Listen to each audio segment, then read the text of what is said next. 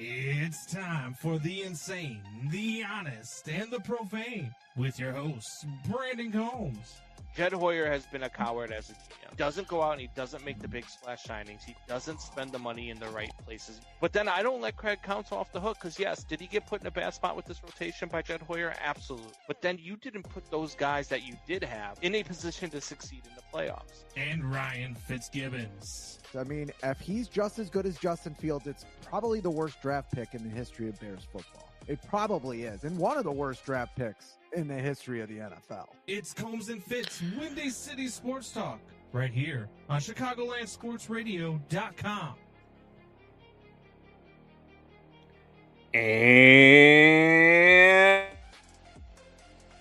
And welcome to Combs and Fitz City Sports Talk. It's your boy Brandon Combs, along with my guy, Ryan. Still don't have a picture hung up in my basement. Fitzgibbons. Fitzy. Come on. What's going on, Let's brother? have some patience. We are in baseball It's only season. been a Baseball is all about patience. Yeah. And our patience Yeah. is starting to finally pay off. I mean, Cubs did go to the playoffs last year, but we had some bad baseball for a while, or mediocre to bad, or mostly bad for a long time. Things are good. Yeah. The NFL draft, Yeah, look, the Bears draft went great too. Woo! No, it didn't. Let's No, get it another tight end, baby. Yeah. We're going to dive into all of this. We're going to talk about the White Sox, the third place White Sox, by the way, ahead of Kansas City, ahead of Minnesota right now by 2 games. Only a game and a half behind game and a hook behind the Guardians. Look, Murakami looks like the real deal. We're going to talk about the Cubs, all of their injuries, and how they continue to keep finding ways to win games against good teams too, against really good baseball teams. We're going to talk about that, but I mean, let's get right there to it, man. Because look, I think Dylan Thienemann's going to be great. I really do. I think he's going to be a great safety in this league. I think it was a good pick for where he fell at 25 for a team that didn't desperately need a pass rusher. And that's where I didn't care for the pick because I felt like, yes, they went for the best player on the board, but I mean, when people talk about, and you and I have talked about this, when GMs will tell you, well, we picked the best player on the board. Okay, well, if the best player on the board was a quarterback, were you going quarterback there? If the best player on the board was a running back, are you going running back there?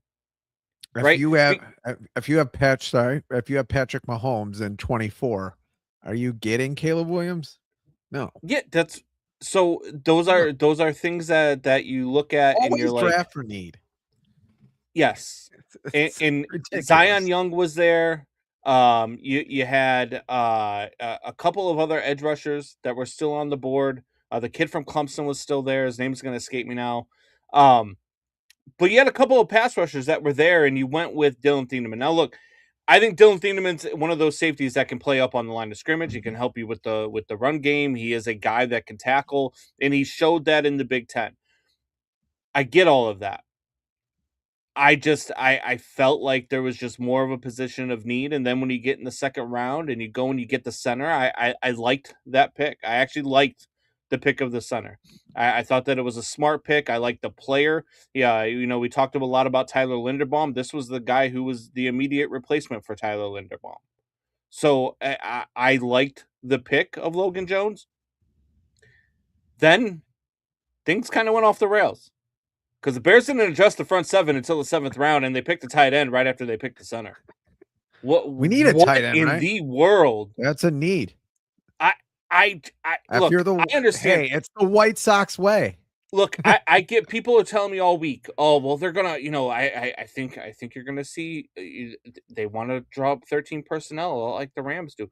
That's great, but you already had 4 tight ends on the roster, and you just drafted another one. So explain to me like I'm 3, why a tight end in that spot makes more sense than whether it's defensive tackle, whether it's linebacker, whether it's edge rusher, whether it's cornerback in that position, why any of that stuff is less of a need than tight end. And after, I got to tell you this, and I want to get your thoughts on the draft. Unless you're telling me that with the remaining free agents that are still out there at edge rusher, whether it's Hassan Reddick, Joey Bosa, hell, whether it's a reunion with Leonard Floyd, if you're telling me that you're talking about Cameron Jordan, unless you're going out to get one of these guys or two of these guys, I don't understand the draft. Now, if you go out and get a Cam Jordan, you go out and you get a Joey Bosa, you go out and get one of these guys that come off the edge, then all of a sudden I understand it. Then all of a sudden I it starts to make a little bit more sense. But if none of this happens and we go in with the current roster that we have, the current depth chart on defense that we have, I got to tell you, I still like this team, but this isn't a team that, to me, adding Dylan Thieneman, this defense is not better than it was before adding Dylan Thieneman, is my problem with it.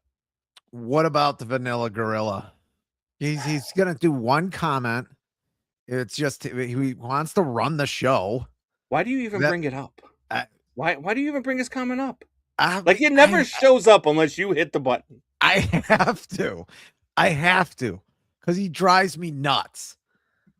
It's John Fitzgibbon saying, tight end blew my mind. I can accept the rest, but you can go and get a tight end. Yeah.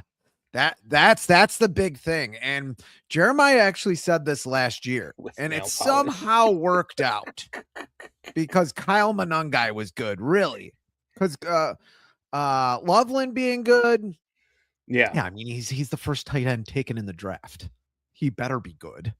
I mean, he was even better than I thought he would be, although kind of dumb. But anyway, him, Kyle Monangai being good was really the thing that set that whole draft in motion. But Jeremiah, last year, we had him on the show. You were out gallivanting, trying to, do anything else but take this podcast seriously, which I take very seriously, by the way. Taking my daughter to visit the campus of the University of Iowa, in which she has committed and will be going to in the fall. But you're right. Sounds like a good excuse, but isn't. Anyway. Fair. Anyway, Jeremiah last year said, look, taking these pieces are fine, but all of them together don't make much sense. And they don't make sense to me either. And the whole we draft for need, we draft the best guy on the board is idiotic.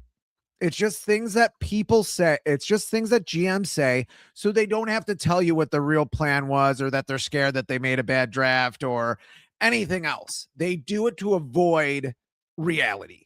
They just say stuff. Everybody. I don't care. You can explain this. I will be stubborn on this. Everybody drafts to need. Almost everybody, unless you're terrible, unless you're the Raiders, the Giants, these teams that aren't very good. Giants have some good pieces, but aren't very good.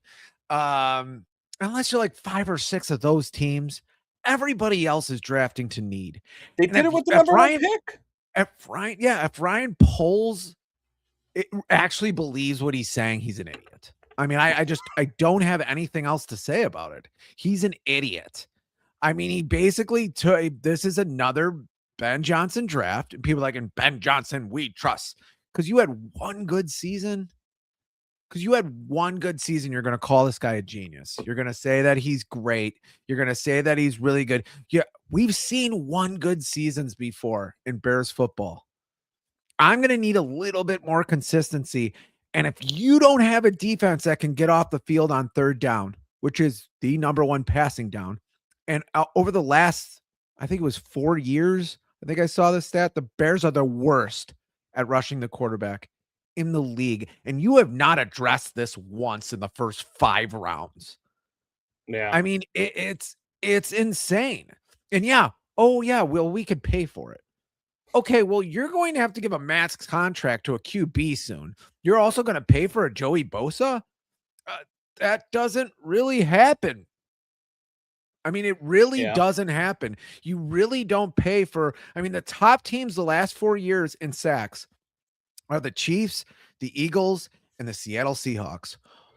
I mean, there's a couple other teams in the top 5 there, 3 teams that won the Super Bowl in the last 3 or 4 years. Like, I mean, you have, I'm hearing the dumbest like football ideas I've ever heard in the last couple of weeks, that you don't need to get to the quarterback. Yeah. Yes, you do. You do not, and you do not find edge rushers in the 5th, 6th, and 7th round. You can find a quarterback before you can find an edge rusher in the 5th, 6th, or 7th round. You just don't find them there. Name me one.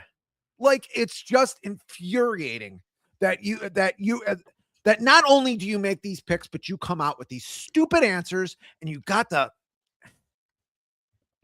Chicago sports journalists who don't ask one tough question, man. It's the same reason why Eberflus is allowed to stay here for one more year, which is basically the reason why you don't win the Super Bowl, and a very, very bad. I mean, you don't get a lot of NFL years like you got last year. The last time you got one was 2018. I'm sorry, I'm filibustering a little bit here, but I'm angry. I mean, you get a very uncompetitive playoff. You got to have a lot of uncompetitive playoff teams. If you had Ben Johnson for 2 years, you probably win a Super Bowl last year. It doesn't happen often, but it does happen where you can find an edge rusher in the 5th round. But you don't find one later than that. And the Bears attacked it in the 7th round. I mean, Robert Mathis was a 5th round pick. Max Crosby, I believe, was a 4th round pick. Matthew Judon was a 5th round pick, I believe. So you can find these guys later in the draft. That's not like I do think that you can't put. You don't find them later than 5. And you didn't address it until the 7th round. And the guys that you addressed it with, they're going to be practice squad guys. They just are. You needed a guy who day one was going to step on that field and make a difference for you. And again, I'm not bashing the Dylan Thieneman pick, because I think Thieneman is going to be a great safety in this league. I just felt like the Bears had a different need. And that need at pass rusher is a huge need for the Bears. You could not get to the passer last. That was your demise in the playoff game, was that you couldn't get to the damn quarterback. So, like, again, I'm with you. Look, I want to go through some of these edge rushers that are available right now and their market value AAV. So Hassan Reddick, who is 31, he'll be 32 by the time the season starts. His market value right now is $5 million. Would you give him a 1-year, $5 million deal? I think you probably have to. He's been tough. Like, it's been tough to keep him on the field over the last few years. And the same thing with Joey Bosa, whose value is $14 million, which I don't think you go out and you pay Joey Bosa $14 million at his age. I mean, he's about to be 31. Another guy that's injured a lot. Injured a ton. A reunion with Leonard Floyd. He's going to be 34 when the season starts. His value is about $9 million.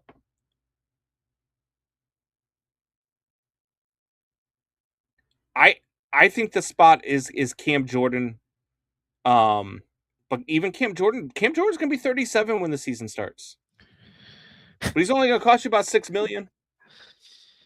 I mean, these are the options you have now because you've handcuffed yourself. And that's the problem that I had with this Bears draft, was I feel like you handcuffed yourself. I feel like you put yourself in a position where you are still going to be the same defense you were last year. Sure, you might have some takeaways. You've got 2 really good safeties now in Kobe Bryant and Dylan Thieneman. But you still have the same problems that you had before the draft, and you didn't address those. And that's why I have a problem with it. And like you said, the media in Chicago is not asking these questions, and I don't know why. I mean, I can give you an answer why. Might cost me my job, but I can give you an answer why. They want access. They want more access. They get access for that to kiss their ass, and they think that's the only way they get access. Well, then just don't do. Then you know what? Don't do the job. Then don't do the job. If you go into it with fear like that, like this was not a problem 20 years ago in broadcast. It just wasn't. Yeah. Yeah, I mean, Jeremiah does say Dio, but I know me saying Deo. Beetlejuice. I mean, Anyway. you've got no speed off the edges. You've still got the Here I same come. slow edge rushers. Look, I love Austin Booker. I love his size. I love his physicality. I think as long as he can stay healthy, he is a guy that can bully tackles on his side. The problem is that when you get to some of these quarterbacks, which a lot of the league is now, who can evade pass rushing and who can evade sacks, you need a speed guy off of the other end to contain. Yeah. And And when you don't have that, that's Montez a problem. Sweat isn't fast. No, he's slower than you and I with 50-pound weights He's attached not to our that hips. player, and he wasn't that player when you signed him. He's an edge rusher who's going to give you 10 sacks and can stop the run pretty well. Yeah. And you need one of those guys too. I'm not going to say you're going to have everybody either. Like Doubting Thomas says, let Ben Johnson have all his toys he wants.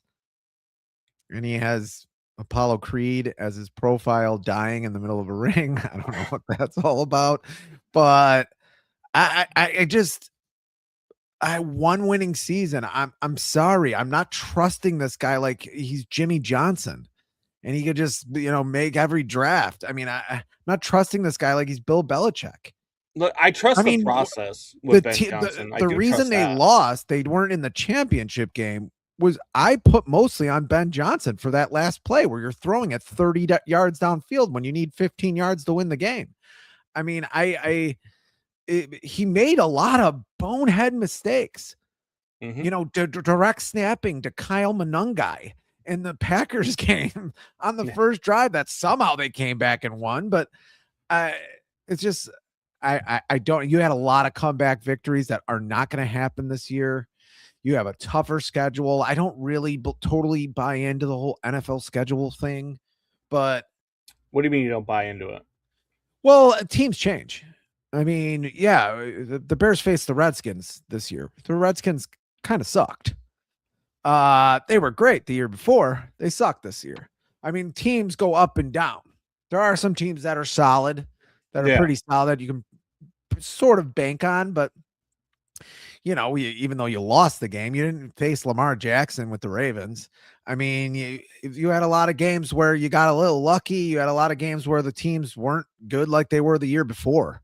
The Dallas Cowboys were not the same team when you played them earlier in the season that they were later in the season. Dallas Cowboys were definitely better later in the season.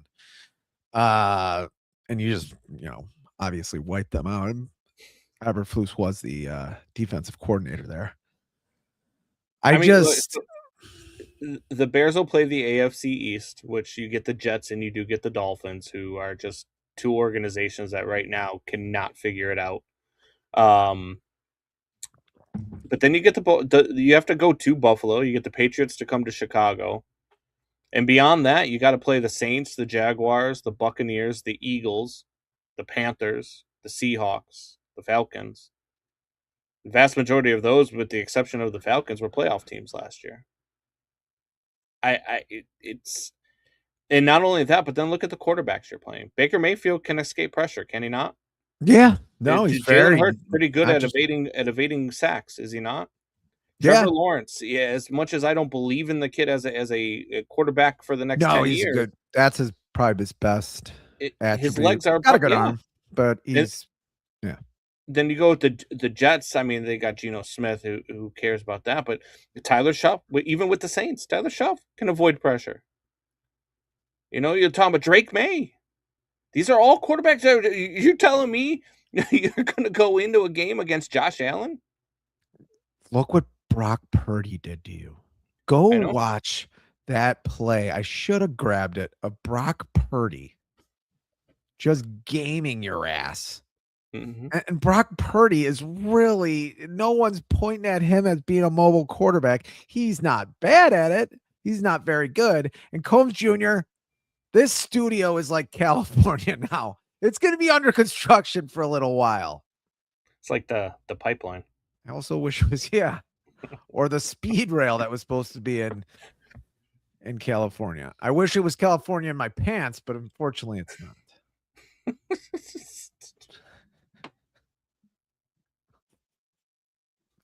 Man, what's going on with your Patriots over there? What's going on with your coach over there?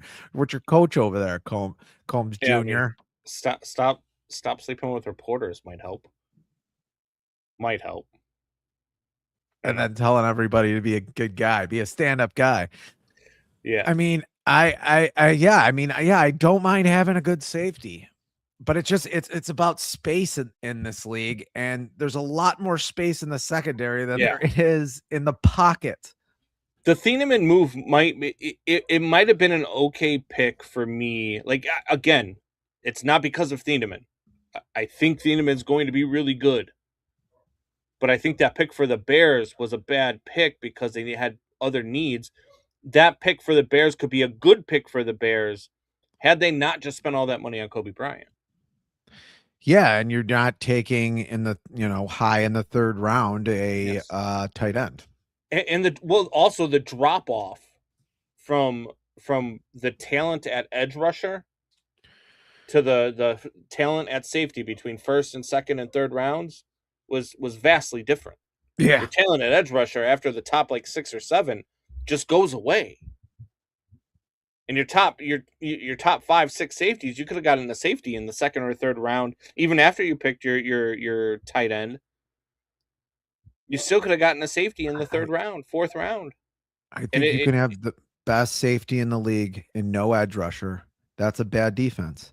Yes. You got one of the best edge rushers in the league and a couple of okay safeties. Yes. You probably got a good defense. I'm sorry. In the Bear, it's not even like the Bears shouldn't know that. I mean, obviously they should know that because they're football people, but you should know that because just 2 years ago you went out and you did it. Yeah. Your secondary was terrible, and then you added an edge rusher named Montez Sweat, and all of a sudden the secondary became the second best secondary in the league. Yeah, had 9 sacks in that second half of that season, and saved Eberflus's job, even though nothing should have saved his job. Yeah, because look at the job he did with the defense. Yeah, he's going to be great with the defense. He's a defensive mind. He got a haircut. I mean, he got a haircut. You and Jeremiah loved his hair in Hard Knocks. The worst coach to ever have on Hard Knocks, too. Just awkward and weird. It's almost like he was saying stuff just because he knew the cameras were rolling. Yeah. Having meetings with Caleb Williams when Caleb just a fucking joke. That's why. So for me, like, I don't know. Like, unless you go out and you sign one of these edge rushers, one of these defensive tackles that are available, and they hit, it was a bad draft for the Bears, in my opinion. I give it at the very best right now. At the very best, it's a D. If you sign one of these edge rushers that comes back in the mid 30s and produces for you and gets some sacks and makes you a better football team, then this draft might go up to a C+ or a B- for me. But as of right now, as presently constructed, this draft is a D for me from the Bears. What about you? Yeah, and you don't even get a defensive. I mean, you get Jordan Vandenberg, who is the vanilla gorilla that John was talking about. You don't even get a defensive tackle either. That's the thing. You also needed defensive tackles because you were one of the worst run defenses in the league for like 2 years in a row. Like, I guess I give it a D. I mean, I don't know how I give it better than that. I have to see. Maybe they see something I don't see. I mean, I'm the draft offensive players guy, but if there was any team, I mean, there was people. It was so crazy. There was people in the Chicago media, and you could keep that comment up there about Rabel Combs Jr., but there was people in the Chicago media after the first round pick that were like, oh, well, they're going to get a edge rusher in the second round, and then they're going to be good. Like, they don't really have to draft because they're a good team now. They don't have to draft all these. They don't have to worry about all these spots. Okay. Even though that logic is ridiculous. You needed to trade up to get one of the top 2 pass rushers that were left, and they didn't even do that. I mean, and you didn't even have to trade up far because Zion Young ended up going at 49 to Baltimore, which, I mean, that defense is going to be unreal again. And then these same guys after the second round are like, oh, yeah, well, pass rush doesn't matter as much. What? Yeah. Rabel will coach at least one Super Bowl winning season in New England, and that's what we need in New England. So Rabel can sleep with my sister. I wouldn't care as long as he's winning us games. First of all, that's my daughter. You could take the second half. And second of all, Junior, I will kill you. Yeah. The first half, I don't know, man. I don't know if you got the right quarterback, but okay. I mean, they're not going back to another Super Bowl. The easiest road to a Super Bowl. I mean, Jesus, you still do with that division. I mean, you have the luckiest division in the history of American sports. Yeah, you've only got one team to beat. And that's the Buffalo Bills. Yeah, and the Buffalo Bills weren't good for forever, for Brady's entire career. Yeah, like what? You have the easiest division in the history of American sports.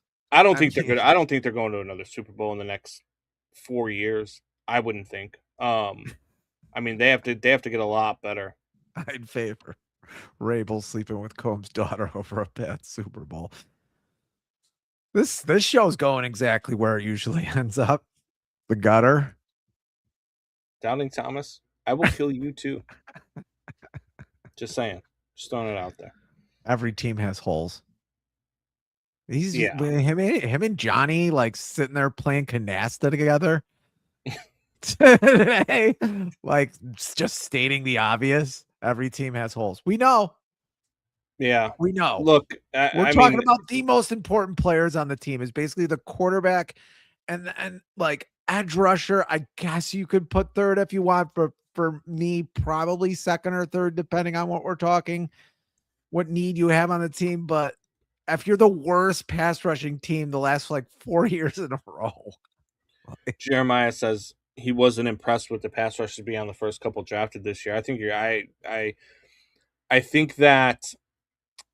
Why can't I think of the kid's name out of Clemson? So let's get the research team on that while I'm talking. Yeah. I think Zion Young out of Mizzou was very good. I think there was a couple of edge rushers that might have been a little bit overrated, but I mean there was some that I was very high on, and Zion Young was one of them. And the fact that he was there at 25, and he was the second or third best player on the board at that point, I thought it was a no-brainer for the Bears to go and get him. I really did. Because there was a couple of guys, like Messidor, I thought he was a better edge rusher than Messidor from Miami. I thought that he's got a ton of speed off the line of scrimmage. And so it's just, to me, it was a no-brainer. And I understood Thieneman being there, and I know what people were talking about with Thieneman. Thieneman probably should have been picked in the high teens. I was surprised. I was shocked that the Minnesota Vikings didn't take Dylan Thieneman. TJ Parker, 35th overall. TJ Parker, that's the other one. Bills got him. Who did? Bills. Yeah. So for me, I look at this and I look at teams that really know defense, right? The Buffalo Bills have always had a really good defense. They've always drafted really well defensively. The Baltimore Ravens have always drafted really well defensively and always put together monster defenses. Those are the two teams that took TJ Parker and Zion Young, and they got them at steals in the second round. It boggles my mind that you would go and do this, even though the best player on the board at that time was Dylan Thieneman. That's why your need was different. It was not met, and then you didn't address it again. I understood the center pick again. I understood the Jones pick because I think you're going to love having Tyler Jones. He might actually start over Bradbury, to be honest with you. This kid is that good. I like Tyler Jones at center, and I know you want a veteran in front of Caleb. I get all that, and I've been an advocate for that. I think this Tyler Jones kid is going to be very good. He's going to be the Bears center for a long time. But after that, you still didn't address this until the 7th round. And I don't understand that. even if you go and get some of the better edge rushers that are available, even if you go and get, Joey Bosa, even if you go and get Cam Jordan, even if you go and get, whoever, I just feel like there was a bigger need, a stronger need, and you could have gotten a player who was more impactful for your defense week one than Dylan Thieneman, because you still can't do the things you need to do. Like, if you could tell me that you think that pick at 25 put this defense on a new level, I'll listen to you. But I don't think it did. And I think what would have been a premier edge rusher, which is what I think Zion Young is going to be. And TJ Parker is a speed rusher. So, giving you speed on the edge. A lot of people are giving the Bills an A for taking him 35. Even one guy said if the Bills would have taken him 26, it would have been a good draft pick, which was their original first-round draft pick. That was their slot, which, really isn't a shot at the Bears, but you might see it as a shot at the Bears. Yeah. Yeah. It's, I don't know. I can't get above a D for this draft. I've seen some grades out there with the Bears at a B, some grades out there with the Bears at even I saw one as high as an A minus. I just don't get it. I don't get how you could look at this draft and get that high with it. It wasn't a very good draft for talent, but you had a first round pick. I don't get it. Yeah. I don't get it. It was just not a great draft for the NFL. There wasn't there wasn't a lot of great talent, on the board. I get it. And yeah, edge rushers are going to come off the board if you're drafting 25. I think that's pretty obvious. You're not going to get the number one draft rusher in the class. And but we got the best safety. Oh, dude, and everybody was trading in the second round. Again, everybody was willing to trade. Why didn't you take advantage of any of that? Like, Jeremiah has a high C, low B draft in a while. High C, low B. I think you're crazy, Jeremiah. I don't know how you can be that high on this draft beyond, again, the Tyler Jones pick. And I'll give you Dylan Thieneman because I'm going to reiterate this because I know you're going to have I'm going to have somebody in my DMs, somebody on Twitter is going to hit me up and be like, oh, you didn't like the Thieneman pick. You thought Thieneman was going to be... No, I think Dylan Thieneman is going to be great. It just didn't make sense for this team. So I don't understand how you can look at these picks, especially anything after Tyler Jones, after your second pick. Anything after that, I'm like, I'm confused by the entire pick, by the entire draft. I don't get it. And this is something we won't know until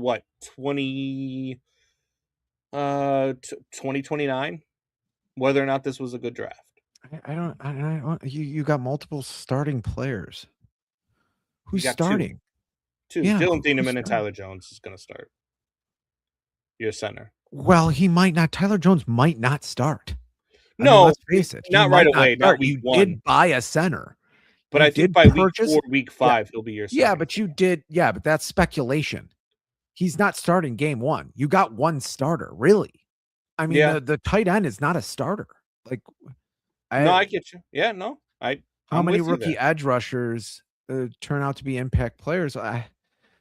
You're gonna have to define impact player for me. If I get 9 sacks out of a guy we got in the first round, I'm good with that. I don't need a guy to come in and have 16, 17 sacks. I needed a guy who is going to be in a rotation. I don't know. I'm not going to belabor the point anymore. It was kind of a depressing draft, and it's not just that. It's the Tony La Russa. I walked a guy on a 1-2 count, but I'm smarter than all of you. That attitude that you bring to a press conference afterwards, at least Tony La Russa got vilified and buried for that. I'm not saying this is the same and equivalent, but you come out and just give that, best on the board bullshit. I'm sorry, that to me, that I mean, you have to get eviscerated for that a little bit. I mean, like you didn't Jalen Walker already get an extension? He was an edge rusher that was taken, I think, mid first round last year. I mean, I know the Abdul Carter thing with the Giants didn't work out too much because it was, that whole situation. He didn't like being there. He didn't like the coaching. He didn't like his playing time. Blah blah blah. I don't know. I just think when you have a glaring hole, and we talked about it all last year. We talked about it almost after every game last year, did we not? In our Bears post game shows about we've got to be able to put more pressure on the quarterback. We've got to be able to get to the quarterback, and it was a problem all year. It just was. I mean, look, I'm glad that they've got a great offense because they do have an offense that can carry you through. They do have an offense that can outscore opponents. I love that, and so you finally get to see that in Chicago. But wouldn't it be nice to have a defense that could go out and week after week, has a potential to not give up more than 10 points? It's a rarity in this league, but the last two teams to win the Super Bowl won because of their defense. Yeah. I mean, the Eagles there's dominated no Kansas doubt. City. There's no doubt. Yeah. I mean, Mahomes had one of the worst games of his career, but still, there's no doubt. Well, it's because he had the worst game of his career because he didn't have time to sit in the pocket. Yeah. Yeah, no, it's true. But he also had a really bad game. Even when he did. Yeah. But that was because of defensive pressure. Now, if the defense isn't as good as it is, and the offensive line is able to protect for him, and he's able to beat Patrick Mahomes and create plays. Yeah, if he has a clean pocket that whole game, it's a different game. I agree. Yeah. Yeah. And the same thing with the Patriots this year. They could not protect Drake May. No. They couldn't. And that was a huge problem, was that they could not stop anybody. They couldn't against Denver really either. I mean, he didn't have a great game against Denver either. I mean, no. Yeah. No, they got, I mean, that game against Denver, they were playing against me at quarterback. I mean, get out there. It's I'm going to get you out on the field for one play. That's fine. I mean, you want me to die, so apparently. Yeah, no, like it's frustrating to me.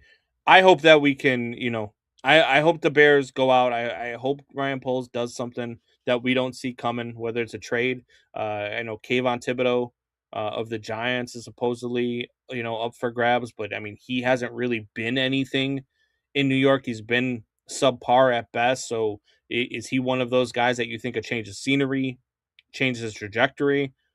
Maybe. But it was very disheartening to see this Bears draft. I wasn't a fan of it at all. Brandon Rudy Combs. Get out there. That's, it wouldn't be a good sight. You think Montez Sweat is slow.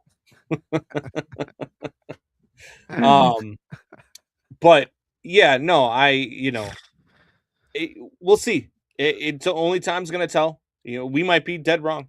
Dylan Thieneman might go out there and be a beast, which I think he's going to be. They're going to line him up. They're going to line him up as defensive end. Yeah, maybe he has 7 sacks, from the safety position. And maybe the tight end has 11 touchdowns this year. Who, I mean, I don't even know his name, Rush or something like that. Tyler Roche. I mean, you didn't want to really learn his name. Yeah, now Cole Kmet and we're gonna have all of our other tight ends set. What you still have Smythe on the damn roster? They're gonna be catching for the Sox soon. Somebody needs to. Yeah, I know about it. Let's transition into baseball here, because we do have some pretty good baseball. Yeah.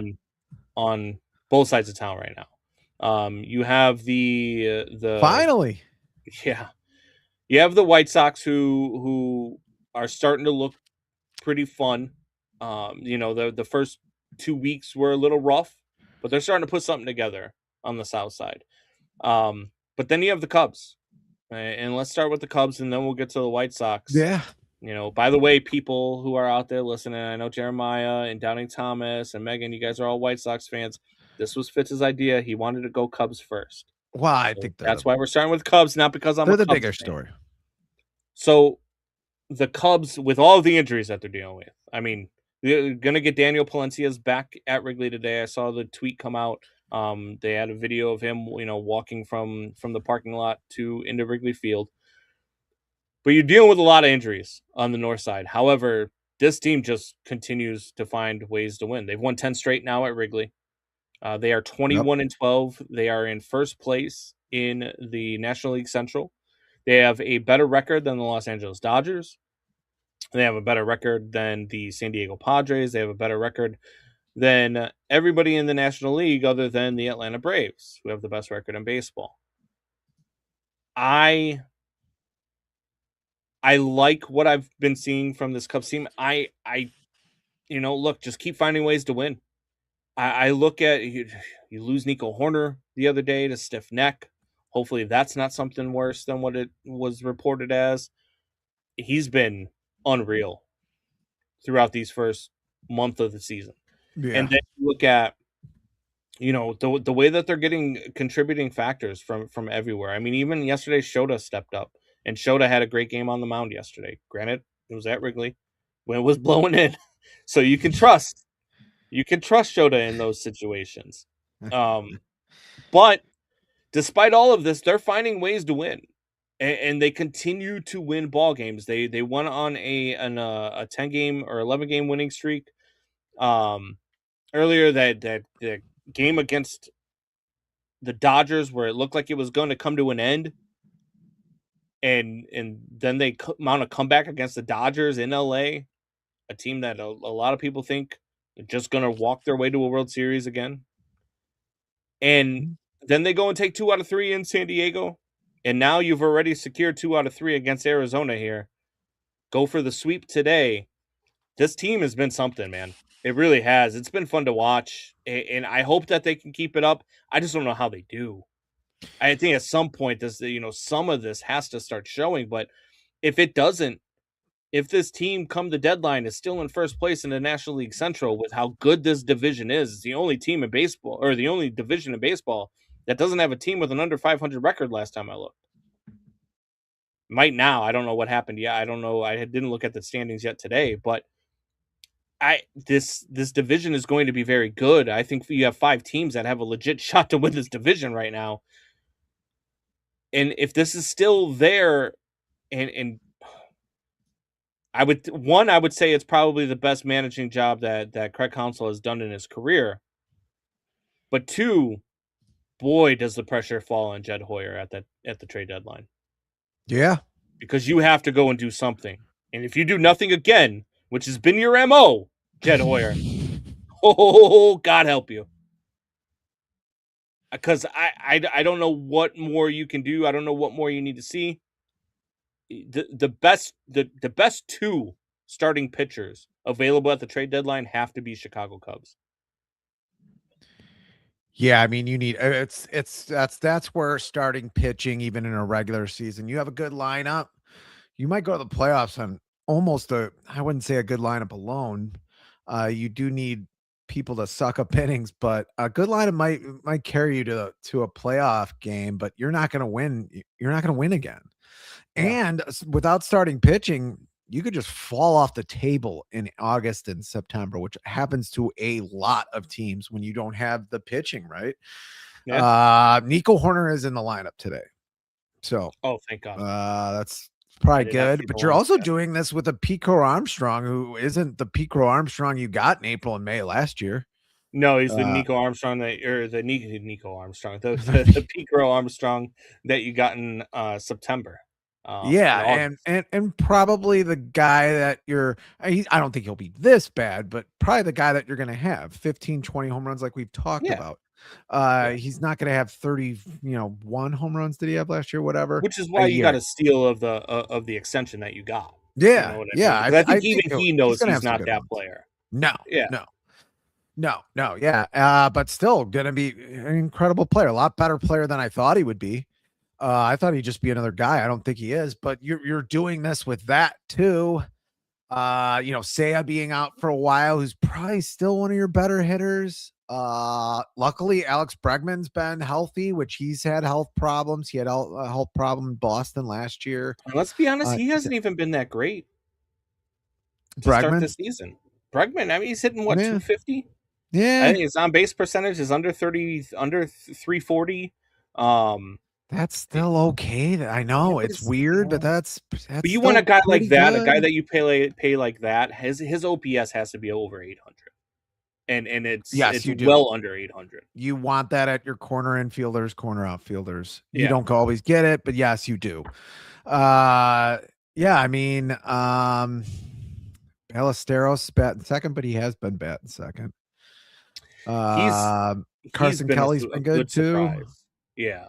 Dansby Swanson's basically been what you got for Dansby Swanson, but yeah, I think, to be honest with you, there. If the Cubs call up Alcantara, I'd be fine with Alcantara manning left field and using Ian Happ to go get some pitching. I know, and Ian Happ's been on fire the last couple of days.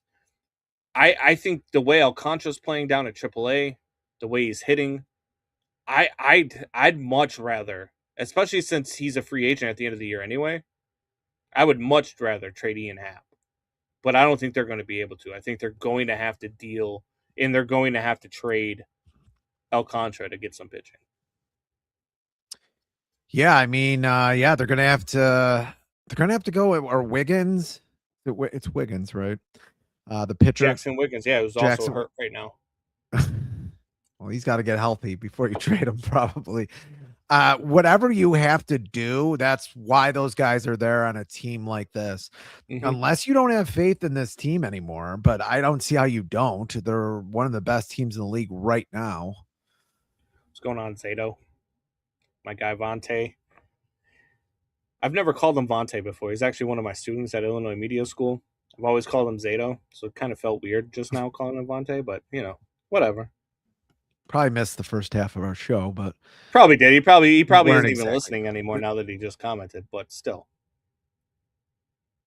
He just wanted to say that he commented and then ask if why I didn't bring up his comment, but now I brought it up and now he can't say anything. Cubs literally made a post about Alcantara's 11 home runs in the minor. Yeah, he's been unreal. And so, like, I like what Ballesteros has been. I like what Alcantara can be. But like you said, I mean, they have to turn into valuable pieces for you. They have to, whether it's them themselves or it's them being traded for pitching. Jed cannot rest on this team being what it's been. He cannot rest on the fact that, yes, I know we've been dealing with a lot of injuries, but at the same time, we've been playing above board and we need guys to play above board to win a championship. No, you need to make some damn moves. Yeah. I'm so tired of this Jed mentality of we need guys to overperform. We need guys to be better than the back of the baseball card. No. You need to go get guys that are better than the back of the baseball card. Yeah, you're the damn Cubs. Yeah. Like, you have money.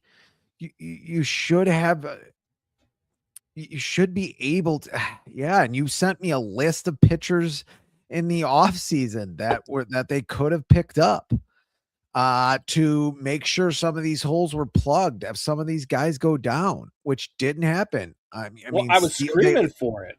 I screaming for it in the offseason. They banked on a guy who wasn't even going to be starting a game in April, and Justin Steele.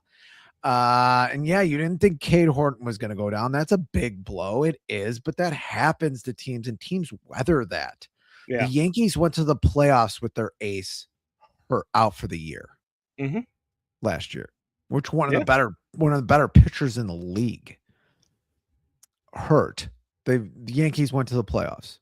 And some people thought they might win a World Series. I didn't think that, but they were pretty good. They made, somewhat of an impact in the playoffs. And I mean, you have to start playing with these teams when the Toronto Blue Jays have been kind of miserable, but when the Toronto Blue Jays are outclassing you, I mean, come on.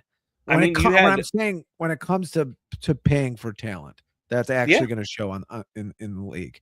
And you didn't really have to pay this offseason. Like when I sent you that text message, you guys like Zach Gallen, who signed a 1-year, $21 million deal. He has a 3.01 ERA heading into his game the other day against the Cubs. Now, look, the Cubs hit him around, so people are probably like, "Oh, Zach Gallen, who because of one start out of 32." But he had a 3.01 ERA heading into that game. And then you look at Nick Martinez, who signed a 1-year, $13 million deal with Tampa, has a 2.1 ERA. You look at Aaron Savali and Michael Soroka. Look, those aren't names that blow you away, and those are names that you probably roll your eyes, and maybe they're not as good as they've been to start the season. But $6 million for Aaron Savali, he's got a 3.86 ERA right now. With the A's. I was going to say Oakland. Yeah, Michael Soroka, a 1-year, $7.5 million with Arizona, has a 2.6 ERA. You're telling me $7.5 million just to add depth. It's not about how they're performing. It's not about what they're going to be at the end of the year. It's about adding the depth because of what is going on right now, which is what I was screaming for all offseason. And you didn't do it. And for what? For a couple of $1 million? Because you're already over the luxury threshold anyway. What was another $8 million, $10 million? Go for it. You have the roster to go for it. You signed Alex Bregman because you're in your window and you're going for it. So go for it. Don't half-ass it. Go for it. And Jed hasn't done that. And if he doesn't do it at this deadline, that is going to be a huge problem for me. A huge problem for me. It should be a problem for all Cubs fans. And any of the media that's out there, and they're like, "Oh, well, Jed's done this." No, stop. Because he hasn't. Look, he's made a couple of good signings. The Nico extension and the PCA extension, steals. Great signings. The PCA Nico Horner looks like maybe one of the more undervalued players in the game right now because of the extension that you just signed him to. Great extension, Jed. Kudos. Signing Alex Bregman to a long-term deal, kudos. But all the other stuff that you failed to do, those couple of contracts don't undermine everything that you failed to do to go get pitching last year. Yes, Edward Cabrera has been a beast, but you should have had him at the deadline last year. Yeah. And Matt, and if you're in high leverage situations, banking on Matthew Boyd and Imanaga, you might have a problem again this year. Who basically both those guys lost you the Milwaukee series. Yeah. In those first two games. I mean, it's very hard to then sweep Milwaukee after that. If you're telling me that you're 1-2-3 is Edward Cabrera, Shota Imanaga, Matthew Boyd, I'm not even going to watch the playoffs. Yeah, I mean, those two games, they weren't even competitive. No. To start that series, and basically you're out. Yeah, maybe you win 3 games in a row, but it wasn't probably not going to happen. The ball that stops bouncing your way, like you just very hard to beat good teams 3 times in a row. I don't hate the media, Jeremiah. I'm a part of the media. What I hate is some of the media members that go out there, and it's not all of them, because there are some that will ask some of the hard questions. I've heard some of them ask some of the hard questions. But it's the media that goes out there and either A, has a voice on a daily radio station and on their own show, or B, the media that covers the teams but just doesn't tell the truth, doesn't tell you what is going on, doesn't tell you how it is, because there's no way that as a baseball mind, as somebody who loves the game and as somebody who loves this team and as somebody who covers this team, there's no way you can objectively say that Jed Hoyer has done a great job since taking over for Theo, because he hasn't. He just hasn't. Bruce Levine is going to whip your... Bruce is one of the ones that actually asks the tough questions. He actually gets into it sometimes with Craig. Like I've seen it. So it's not. Trust me, it's not Bruce Levine, and he knows that. I've had a couple conversations with Bruce. Same conversations. You're still surprised. Chicago team status quo. I'll agree with Mike and TV there. A lot of these teams kind of work the same way. And you know what? The Cubs organization probably better than most. But and I'll give them some props there. But man, I mean, you're just being outclassed by teams that just do not make as much at the gate as you do in dollars, and it's pretty obvious that aren't as big a draws as you, and you can't let that happen. And I agree, Jed Hoyer has been a bit of a weasel. Yeah. You know, just keep stacking wins though, and maybe this team does make the argument towards a Jed Hoyer and a Ricketts to trade some guys, bring on some salary in the second half. That's all you can worry about. But this, you're probably not going to cover the innings you need to cover this year. And you're probably going to have a bad month if you keep going this way past July. I mean, that's just how baseball usually works by rule. You have to cover 700 or 800 innings. You do. Yeah. And you don't have a lot of guys. It doesn't seem like you have the guys to do it. Colin Ray, is he? Look, and you've got guys that right now, I mean, they're doing exactly what Jed consistently says, and I completely disagree with it. But you've got guys who are just playing above the back of the baseball card right now. You've got Ben Brown, who has been unreal out of the bullpen. He's been very good, which I mean, as a 2-pitch pitcher, out of the bullpen is where he needs to come out of. And I, you know, he's been really, really good in that role. But is that the guy you want to put your stock in heading down the stretch? You're telling me that that's the guy? I mean, sure. If he continues this for another, you know, if you come September, he's still this guy and he's still dominating, sure, maybe he's developing into that guy, because there have been pitchers that have developed into that guy out of the bullpen. You know, you've seen it with former starters. I mean, Kerry Wood did it. I mean, Kerry Wood was about to retire and then spent 7 years as a reliever successfully. You know, you look at guys that have you know, gone from starter. I mean, John Smoltz extended his career as becoming a closer. John Smoltz was also a very successful starter. Kerry Wood was also a very successful starter. You know, so I think that you have to go out and you have to do stuff. The fact that you know, Phil Maton was your big bullpen move comes to watching TV when Raya is talking. I mean, yes, I am watching TV when Raya is talking. I'm watching TV while I'm talking, actually, because it's right behind my camera. This is me staring at you. I've always got something on in the background. Right now, it happens to be women's beach volleyball, and some girl just broke her ankle trying to block a shot. So yeah, I was watching it. But if this podcast was fake, I could see you doing this, but this is a very real podcast, and I just think you should take it a little bit. Doubting Thomas thinks you're watching the WNBA, which I agree with him. We have guys watching TV while doing national radio shows, because that's just, you know, what we do. They're having conversations. I can have conversations and watch UCLA and Stanford women's beach volleyball too. Are these guys successful? What'd you say? Who's that? These national hosts. I mean, yeah. I mean, it's one of the best radio shows out there. I mean, I produce the damn thing. So yeah, they're successful. I mean,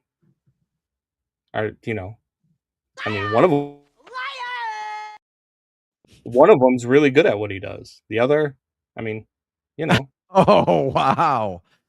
Cut the clip. Cut the clip. 59 minutes in. Click, click, click. Go in tomorrow and no longer have a job. No, look, I think that the Jed Hoyer thing is going to. This is the trade deadline that is going to make or break his tenure as a Cubs GM.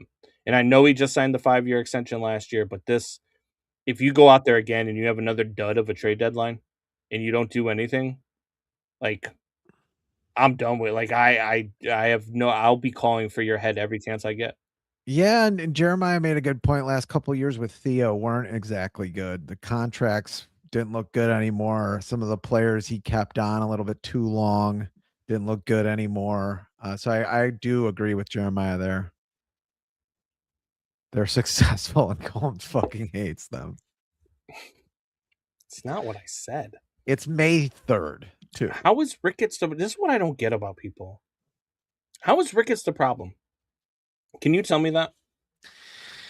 I mean, I think coming out during COVID, even though it was 5-6 years ago now, and saying that the biblical losses thing, biblical losses thing, and then his performance afterwards, which I don't think he spent as much money when he should have.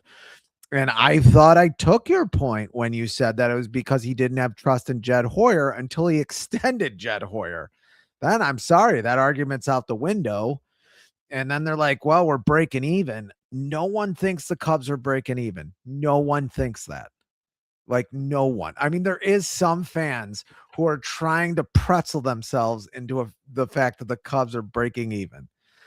I mean, they got like the 9th or 10th highest, and they have one of the best viewerships. That place is packed every year. They have all around it. They're collecting money. Like, don't tell me you're not. I get it. I understand that. I think that's the problem people have with Ricketts. You asked. You have to have a GM that spends the money in the right places. Do you not? Because look, the tax threshold is $244 million. The Cubs have gone over that. The Cubs are over the tax threshold. They're going to pay the luxury tax. So they're spending the money. They are in the top 10 in payroll. And I understand the people that want to look. I would love for them to be number 3. I would love for them to be number 2, number 1. I'd love for them to spend the way that the Dodgers spend. I get all of that. Or the Yankees. You still have to take the $250 million that you've spent and spend it in the right places.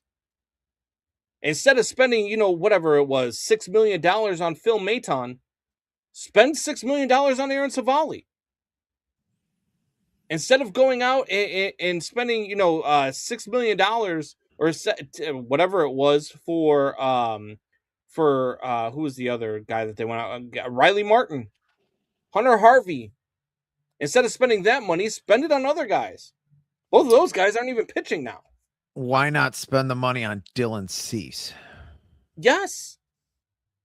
That's what I'm saying. Spend the money in the right places. Blue Jays, I mean, it's hard to say that the Blue Jays didn't have the best lineup in the league, and they weren't satisfied last year, and they had a pretty good pitching staff, pretty good young pitching too. But still just spending the money doesn't equate to winning, is what I'm telling you. The Mets are the number 2 payroll. The Phillies are number 3. They have the 2 worst records in baseball. Here come the Mets. Wait till Luis Robert gets back in the lineup. But that's what I'm saying. This is where I agree with you. I do agree that that's anywhere where money isn't going to totally fix everything. But they haven't been really in the bidding for big contracts. I mean, they really haven't. They've always gotten the 3rd or 4th tier player in a lot of these deals. Right, but that's Dansby Swanson was the 3rd or 4th tier. That's where it's Jed. Shortstop. That's where it's on Jed and not Ricketts. This is what I get when people say, "Oh, it's on Ricketts more than Jed." You're wrong, because they're spending the money, but you have to spend the money in the right places. And instead of spending, whatever, $37 million a year on Dansby Swanson, maybe you spent $37 million a year on Xander Bogaerts. And look, the Mets have the number 2 payroll. They suck right now. The Phillies have the number 4 payroll. They suck right now. Toronto and Boston. Boston's already fired their manager. They have the 6th highest payroll. The Padres have the 7th highest payroll. Cubs have a better record than them. The Braves are right ahead of them, and they have the best record in baseball. And they've spent $500,000 more than the Cubs. It's not about the money that you're not spending. It's about spending it in the right places.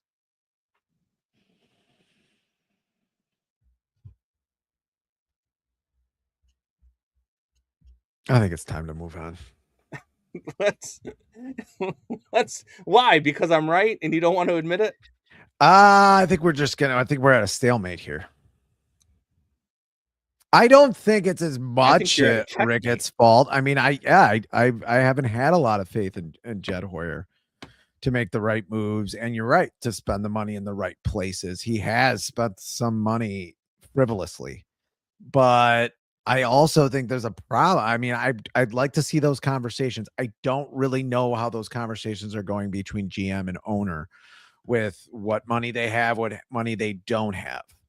Because I would have brought Dylan Cease into this team. If the Cubs are what I think the Cubs should be, why is Toronto bringing in Dylan Cease? Why Toronto? But if he's not, Canada is like crumbling as a nation. But if and Ricketts Toronto was not willing to spend the money, if Ricketts was not willing to spend the money, he would have told Jed stay under the threshold. Because now you're spending extra money that you wouldn't need to spend. You're over the tax threshold. You're already paying the luxury tax. So go spend to go win. I don't think it's Ricketts telling him not to spend. I think it's Jed not willing to go out and give some of these contracts. And some of it I do want, like I do understand the mentality I of need verification of that. How much more verification do you need other than they're going over? If you are an owner not willing to spend. I'm not saying he's not willing to spend. I'm saying that he's not willing to compete with some of these teams. And it's not just the Dodgers and the Yankees. It's the Dodgers, the Yankees, the Red Sox sometimes, Toronto, Texas, Phillies. I mean, you said some of the teams. Yeah, that doesn't, make you a winner, but the Phillies have been pretty good over the last few years. I mean, I don't think the Phillies are going to be, 20 games under 500 at the end of the year. I don't know for sure, but I don't think they will be. I mean, at this point, the way that they're playing ball, they might be. I mean, the Mets are definitely going to be. I mean, the Boston Red Sox are 13-20. Yeah, they've spent $17 million more than the Cubs. We kind of forget about this April. I mean, I just think not all of those teams are going to be bad at the end of the season. It's April. We have 5 months to go. It is a long fucking season.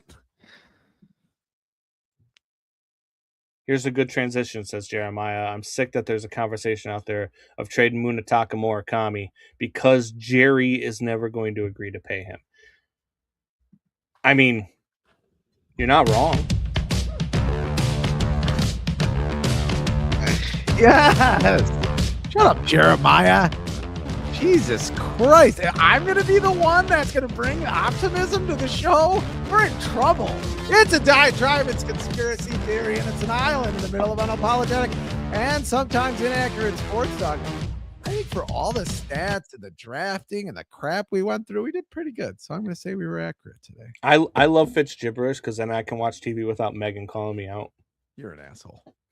Better listen to every word of this terrible Fitz gibberish I got under here. But anyway, rain falls on the just and the unjust, Combs. It's a loose translation of a Bible verse, but it is true. Back in early 2021, I hated my job and took a chance. Was it a little ill-advised because it was in the middle of a pandemic? Even though it was a fake pandemic? Did my Irish temper have anything to do with it? Did my Irish drinking have anything to do with it? Was it illogical? Am I asking too many questions? To all that, I begrudgingly say yay. After the riots of 2020 hit, a little too close to home, I left a steady job I hated for a startup company and made the now infamous trip to Indiana. Right down the street from the Bears' new stadium. Only what I did not know was that the job would not back me moving to Indiana. So I got laid off with a new house, a family, and my savings draining. You could say I was headed for disaster, but disaster did not come. I ended up with the best sales job I ever had, which is not saying much, but there was no reason why any of that should have happened. Enter the Chicago White Sox, who last time we were on this show were 7-14. 7-14. And we both agreed me and Combs, who's watching WNBA basketball right now, that they could not go 7-14 again. Since then, they've gone 9-3 while getting a lot of home runs and some good starting pitching from Sean Burke, who threw another 6 scoreless last night back-to-back. Noah Schultz, the rookie, who's 22, Davis Martin, and Sir Anthony Dominguez, the closer, who, according to Jeremiah, it has been knighted, but I don't know about that. Anyway, and there was no reason why any of this should have worked. The White Sox absolutely did not only run past every baseball rule, they spit in its face, had sex with his wife, and drained its savings account.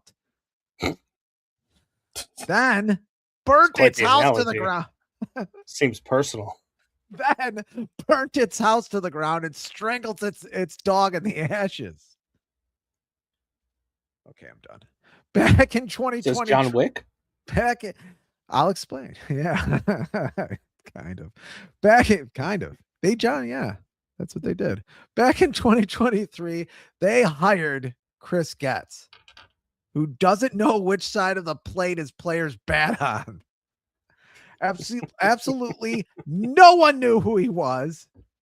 And they didn't even interview anyone else for the GM position. At the time, hiring Getz, who was part of a failed rebuild, would be like hiring the planners of the Kennedy motorcade in Dallas, Texas on November 23rd, 1963. For the uninitiated, that's the day after Kennedy got his head blown off. Although it does pain me to say it was not without logic. There was no doubt the team could find, nurture, and develop pitching talent, even though they play for other teams now because of this horseshit organization. Chris Sale, Garrett Crochet, Carlos Rodon, Dylan Cease, Lucas Giolito, Ronaldo Lopez, the list goes on. There is a lot of good pitching White Sox talent out there still. The thing they were worst at, though, one of the worst ever in baseball at, was finding positional talent.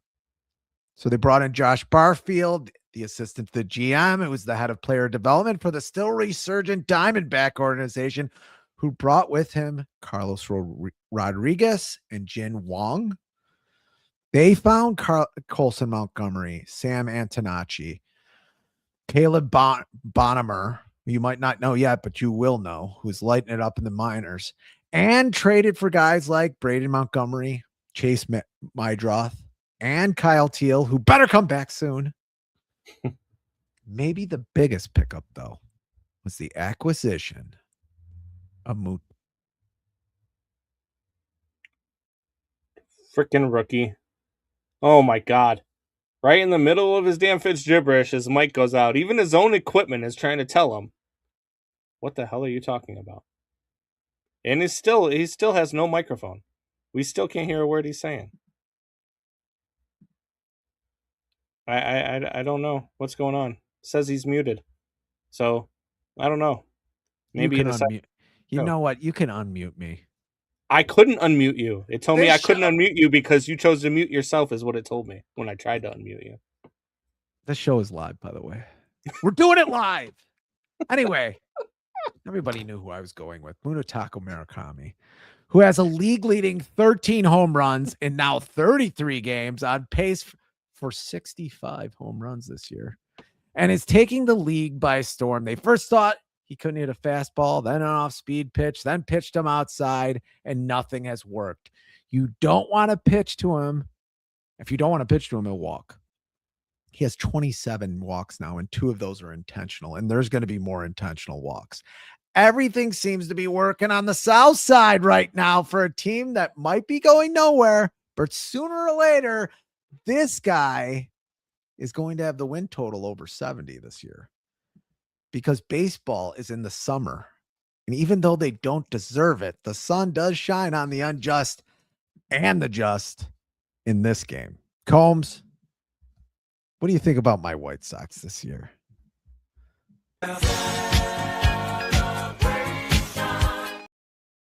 Yeah. Doubting Thomas said God muted him. And then Jeremiah Murray says he needs to Fitz rigorish his equipment.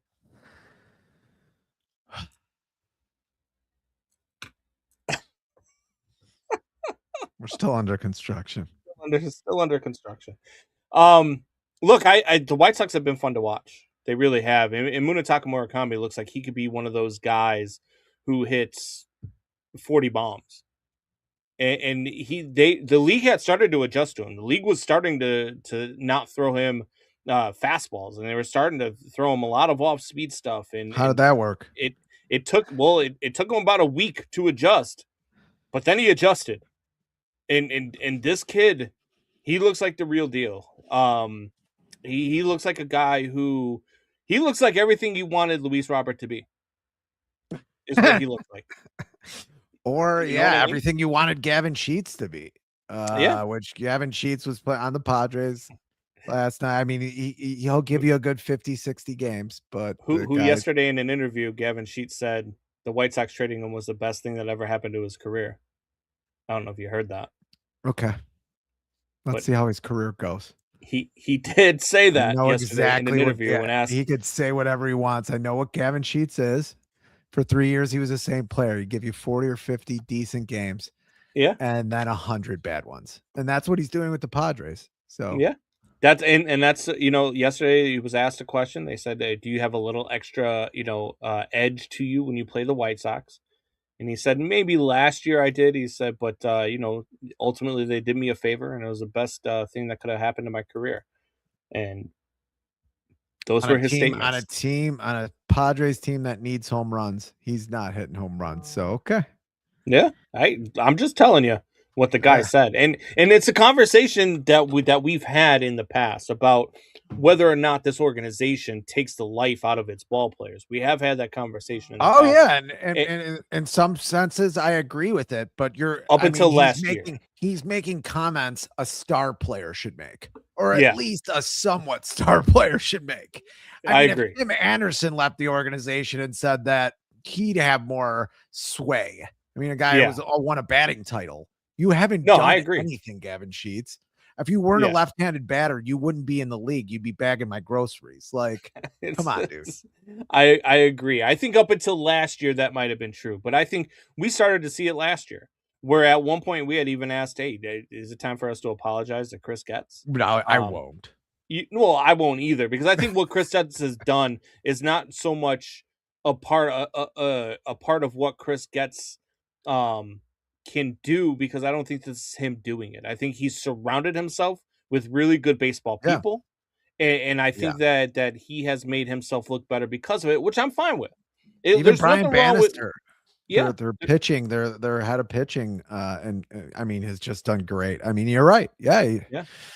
There's nothing wrong with a manager going out and surrounding himself with people who are great at what they do, and delegating, hey, you guys take care of this, you guys take care of that. Is Chris Getz going to get the credit because he's the general manager and that's his title? Probably. But this is not what would be happening if they didn't add pieces around Chris Getz. And I applaud him for that. And I think that this White Sox team is only going to get better. I love Colson Montgomery. I love Murakami. I love watching these guys play ball. Schultz. Noah Schultz looks like the real deal. Smith looks like the real deal. They've got some guys who can do this. Look, I'm a little concerned with their bullpen. A little bit of concern with their bullpen. I would be too. But it's more of a work in progress. Do I think that this team is going to be a playoff team all of a sudden? I don't. Do I think that they can win 80 games all of a sudden? No. I still think that they're a 70 to 75 win team, which your brother thought they were last year. I still think that that's where they're at. I think that is still their ceiling. Could they play above that? Could they just continue to play this brand of ball? Sure. It's possible. I mean, anything's possible. But this team's fun to watch, and I think 2027, if there's a season, is a team to watch out for the White Sox. I think 2028 for sure is a team where is a year where we're going to be like, all right, hopefully at that point the Cubs are still good, and hopefully we're talking about 2 playoff teams in this city. That's what I think of the White Sox. Doubting Thomas, White Sox team batting average is 226. How are they close to 500? They've walked more and they hit home runs. Yeah, they hit home runs is a huge thing. And walks. Yeah. I mean, they hit. I mean, Murakami and Colson Montgomery almost have more home runs than the entire team had last year through 33 games. So they're hitting home runs. I mean, that's it. You put ball over fence, you win games. And Murakami hit one in Oakland or in wherever they play at in California that is still orbiting the earth. Unbelievable. I know. And the one in Kansas City too. I mean, it's I did not know he would have power like this. I mean, some of these balls 115 miles an hour. He's hitting them to center too. Getz was given a budget for his development staff. He went way over it and told Jerry no. That's where I give him credit. Yeah, I mean, he had to have. I mean, at the time, Josh Barfield was a commodity. He was the head of player development, and that Diamondbacks team came out of nowhere, and they're still pretty good. How much of this is Ishbia saying, "Hey, go ahead, Chris. Whatever you need, go and do it." How much do you think of that? It's got to be something. He's out in the. He's already out in the media saying that we're going to spend a lot of money. Yeah, he's already been saying that to anybody who will listen. A lot of people don't think he has a lot of power, but he's going around people calling him co-owner. Like I did not think it was going to be like this. Yeah, I mean, I did not think it was going to be like that so quickly. But no, I mean, you know how the White Sox are. They get their butt hurt. You know, you don't even barely have to say anything.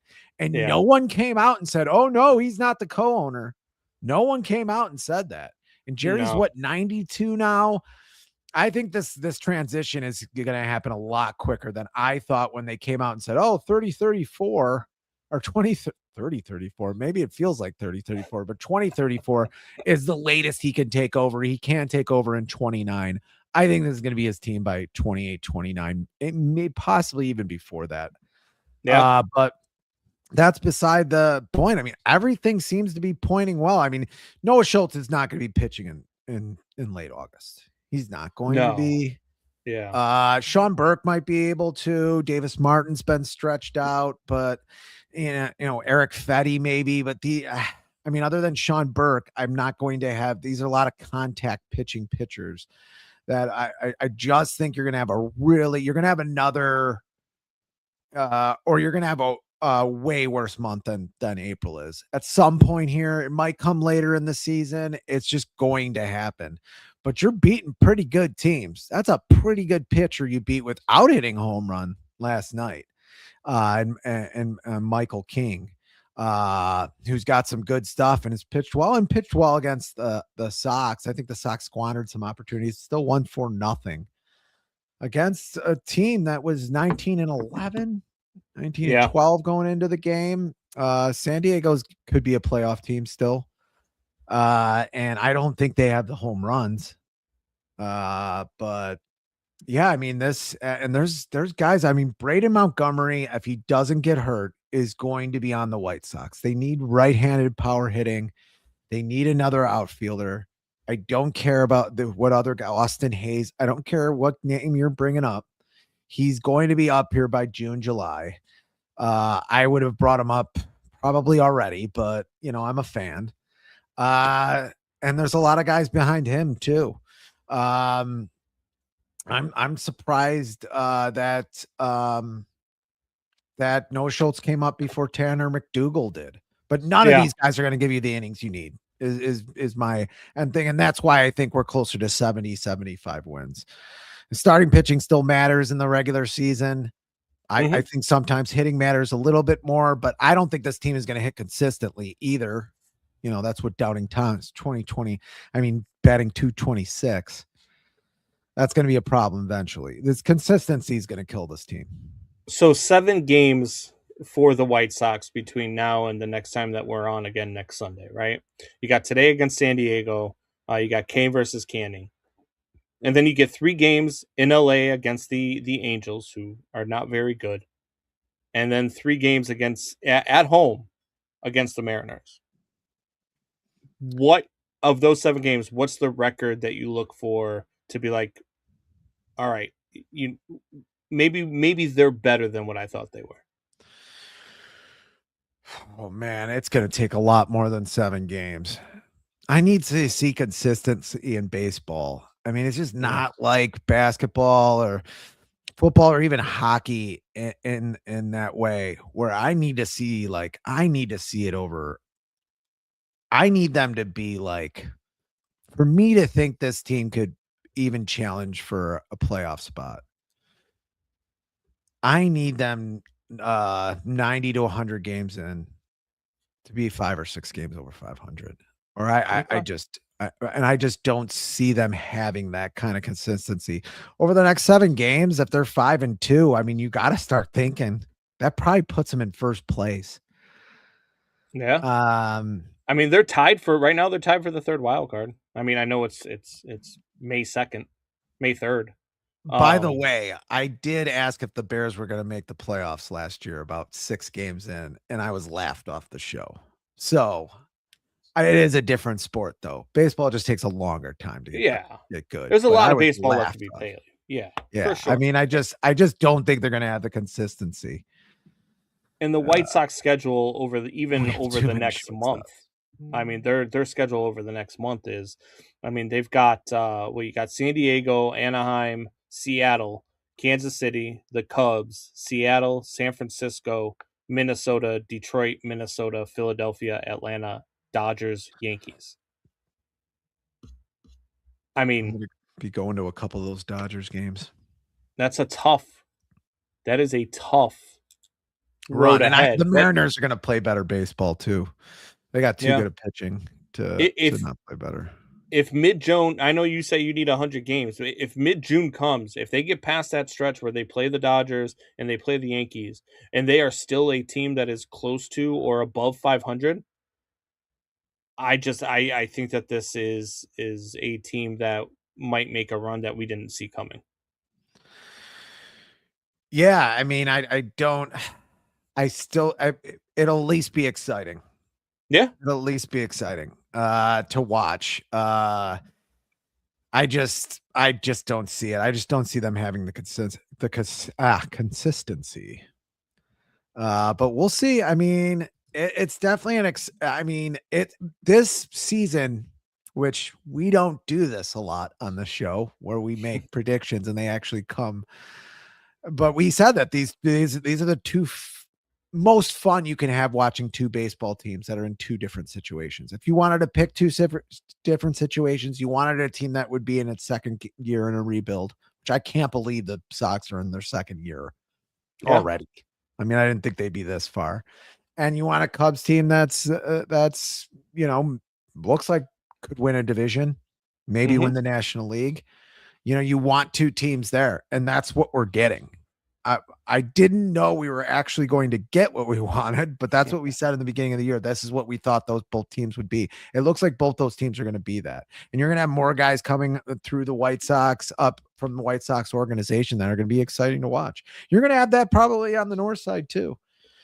Yeah, I was just going to say, I think the middle of June is going to tell you a tale of what the Cubs are going to be too. Because I mean, the Cubs over the next, month, I mean, they, besides the White Sox, who right now are playing really good ball too, but other than the White Sox, they don't play another team that's under 500 for a while. I mean, they got Texas, Atlanta, the White Sox. Texas has improved. It's another team that spends a lot of money. Yep, the Brewers, the Astros, the Pirates, the Cardinals, the A's, who are in first place right now in the AL West, and the Giants. So, like, you come out of this stretch and you're still looking good. I mean, right now you've put yourself in a good position being at 21-12 if you're the Cubs, because you can afford a 4-6 in 10-game stretch. You know what I mean? You can afford even a 3-7 10-game stretch and still be in good position record-wise. I think that 10-game win streak did a lot for the Cubs. I think that you're going to see a lot of different things as this next month unfolds. I think it's a huge month for both sides of town. Speaking of huge, it's Sunday, and we've got 3 Game 7s today between the NHL and NBA playoffs. We've got the first Game 7 in the NBA is going to be the Magic and the Pistons, which the Pistons have stormed back in that series after being down 3-1. Then in the NHL I believe at 5:00, you've got one of the best series that I've watched in a long time. It's just been back and forth. These two teams do not like each other. It's been physical as hell between the Lightning and the Canadiens. And then in the other Game 7 is going to be Cleveland and Toronto. So it's going to be fun to watch. It's going to be a fun day of Game 7s. We were 2 wins on Friday away from having 5 Game 7s today, which would have been the most Game 7s in one day ever. We needed Utah to beat Vegas, which did not happen, and then we needed the Lakers to lose in Game 6 of their series, which they were up 3-0. They God, were. I would have loved for LeBron to be the first player ever to blow a 3-0 series. Dude, that would have been fantastic. But look, the 3 Game 7s on one day, man. It's gonna be a lot of fun today if you're sitting at home and watching some sports. Are you ready to get out of here? Yep. All right, let's do it. We've been talking for too damn long, doing too damn much. Let's get the hell out of here. All right, next week, same stuff. We're gonna talk some Cubs. We're gonna talk some White Sox. We're talking NBA, NHL playoffs. Second rounds will be well underway. I mean, maybe not the NBA. They're playing Game 1s today, so there'll probably be a Game 2 next Sunday. But we'll be talking it right here. Same bad time, same bad channel. Yelling. Tell your friends. Tell your neighbors. Tell your enemies. Go Cubs. Go Sox. See you later.